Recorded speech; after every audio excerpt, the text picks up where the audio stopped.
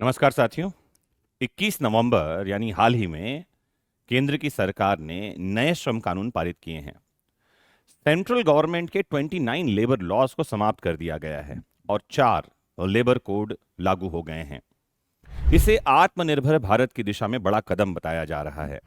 आज मैं इस डिटेल्ड वीडियो में आपको बताने जा रहा हूं श्रमिकों को क्या फायदा इसमें होने वाला है, कौन कौन लोग इसमें कवर होंगे और क्या मुख्य प्रावधान इस कानून में किए गए हैं। लास्ट तक जुड़े रहना है इस वीडियो से। कुछ बातों को नोट करते रहिए और कुछ नहीं समझ में आए, कुछ और आप पूछना चाहते हैं तो जरूर कमेंट बॉक्स में लिखकर पूछिए, हम आपके लिए और डिटेल में वीडियो लेकर आएंगे। आइए शुरू करते हैं। तो जो 4 नए कानून आए हैं उसमें एक है code on wages 2019, industrial relation code 2020, code on social security 2020, occupational safety health and working condition OSHWC code है 2020 का। लेबर मिनिस्ट्री ने बताया कि नए कोड जो हैं उनके जरिए सभी श्रमिकों को, खासकर अनौपचारिक सेक्टर, गिग वर्कर्स, प्रवासी मजदूर जो हैं और महिलाओं जो हैं उनको लिए बेहतर वेतन, सामाजिक सुरक्षा, स्वास्थ्य सुरक्षा, इन सब की गारंटी दी गई है, दी जाएगी। क्या क्या प्रमुख प्रावधान हैं नोट कर लीजिए। सबसे पहला जो इंपॉर्टेंट बात है वो अपॉइंटमेंट लेटर के बारे में है। अब सभी श्रमिकों को नौकरी शुरू करने के समय अपॉइंटमेंट लेटर यानी नियुक्ति पत्र देना अनिवार्य है, जिससे रोजगार और शर्तों की पारदर्शिता बढ़ेगी। फिर दूसरा, मिनिमम वेतन यानी कम से कम न्यूनतम मजदूरी के बारे में प्रावधान है। देश भर में न्यूनतम वेतन लागू हो जाएगा। वैसे इससे पहले भी मिनिमम वेजेस एक्ट लागू था जिसमें न्यूनतम मजदूरी के बारे में प्रावधान था, लेकिन अब इसमें मिनिमम वेतन को शामिल कर लिया गया है ताकि कोई भी सैलरी इतनी कम न हो जो जीवन यापन के लिए मुश्किल खड़ी कर दे। फिर तीसरे नंबर पे समय पर वेतन भुगतान के बारे में प्रावधान है। जो नियोक्ता एम्प्लॉयर हैं वो समय पर वेतन भुगतान करेंगे, ये जरूरी है। पहले समय पर वेतन भुगतान करना जरूरी नहीं था। स्वास्थ्य और सुरक्षा के बारे में प्रावधान है। 40 वर्ष से ऊपर के सभी श्रमिकों के लिए निशुल्क वार्षिक हेल्थ चेकअप अनिवार्य है।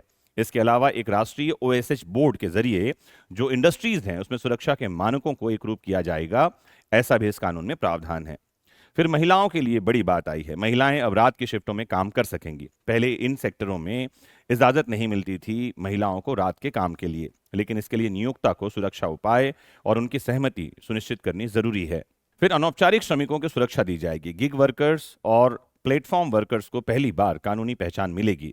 उन्हें PF, बीमा, पेंशन जैसी सामाजिक सुरक्षाओं का लाभ मिलेगा और प्लेटफॉर्म कंपनियों को उनके लिए योगदान करना होगा। अब कानून का पालन भी आसान हो जाएगा। अब कई रजिस्ट्रेशन और रिपोर्टिंग की जगह single license, single return model आएगा, जिससे कंपनियों पर कंप्लायंस का बोझ घटेगा।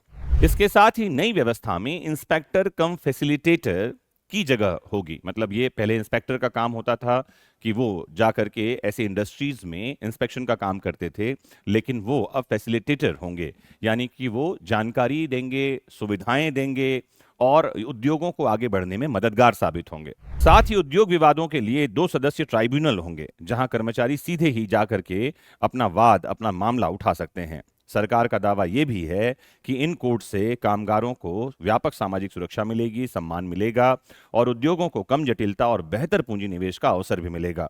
जहां इस कानून में बहुत अच्छी बातें हैं, तो वहीं कुछ लोगों का यह मानना है कि सरकार जो इंडस्ट्रियलिस्ट हैं उनको सुविधा देने के लिए कानून लेकर आई है। शायद विपक्ष कुछ दिनों में यह भी बात लेकर आए कि अडानी और अंबानी जैसे लोगों को सुविधाएं देने के लिए, उनको जीवन में आगे बढ़ने के अवसर देने के लिए कानून आया है। जो विद्वान हैं वो लगातार इस कानून को क्रिटिसाइज कर रहे हैं। कुछ पॉइंट्स बता दूं क्यों क्रिटिसिज्म किया जा रहा है। उसमें से एक महत्वपूर्ण बात यह है कि अब छंटनी की प्रक्रिया आसान हो गई है। जो इंडस्ट्रीज हैं, इंडस्ट्रियल रिलेशंस कोड में साफ साफ ये लिखा हुआ है कि 300 कर्मचारियों तक की कंपनी जो है उसके लिए सरकार की अनुमति के बिना कर्मचारियों को छांटना, ले ऑफ करना अब आसान है।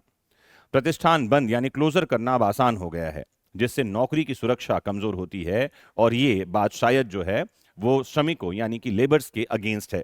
दूसरी इंपॉर्टेंट बात आ गई है, अब हड़ताल करने के अधिकार पर प्रतिबंध लगा दिया गया है। मतलब strike as a matter of right नहीं रह गया, कोई भी हड़ताल पर नहीं जा सकेगा। नई संहिताएं हड़ताल करने को अधिकार नहीं मानती हैं, इसे सीमित करती हैं। हड़ताल के लिए 14 दिन का अनिवार्य नोटिस देना अब आवश्यक हो गया है, जिससे यूनियनों के लिए सामूहिक सौदेबाजी यानी कलेक्टिव बार्गेनिंग करना मुश्किल हो गया है। फिर एक चीज जो इसमें आई है वो है फिक्स्ड टर्म एम्प्लॉयमेंट की बात है, यानी निश्चित अवधि के रोजगार। फिक्स्ड टर्म रोजगार की शुरुआत से यह डर है कि जो एम्प्लॉयर है स्थायी नौकरियों को संविदा यानी कॉन्ट्रैक्ट नौकरी में बदल सकता है, जिससे जो कर्मचारी हैं, जो श्रमिक हैं, उनकी नौकरी की अनिश्चितता बढ़ती है। फिर जब नए कोड आ गए हैं 4, तो इनमें कुछ शब्दों को डिफाइन यानी परिभाषित कर देना चाहिए था। परिभाषाओं में भी अस्पष्टता दिखाई पड़ती है। जो वर्कर या श्रमिक शब्द की परिभाषा है या वेजेस यानी मजदूरी जैसी परिभाषा है, वो अभी भी अस्पष्ट हैं, जिससे भविष्य में इनकी गलत व्याख्या की गुंजाइश बनती है। शायद सुप्रीम कोर्ट में ये मामला जाएगा और नई परिभाषाओं को ठीक से व्याख्या मिल सकेगी। एक और बात जो लोग क्रिटिसाइज कर रहे हैं, वो एक बात ये कह रहे हैं कि जो नए कोड्स आए हैं, जो श्रमिक प्रतिनिधि हैं, उनके साथ पर्याप्त परामर्श यानी कंसल्टेशन नहीं किया गया, जिससे श्रमिकों की चिंताओं को पूरी तरह से एड्रेस नहीं किया जा सका।